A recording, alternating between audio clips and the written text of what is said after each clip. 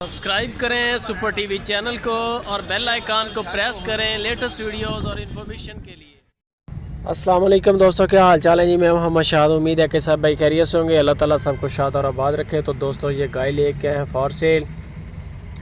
फ्रीजन नस्ल की ये गाय है और मुंह से 6 दांत है। दूसरी बारी ये इंशाल्लाह डिलीवर करने के लिए तैयार है। तकरीबन 15 दिन टाइम ले रही है अभी।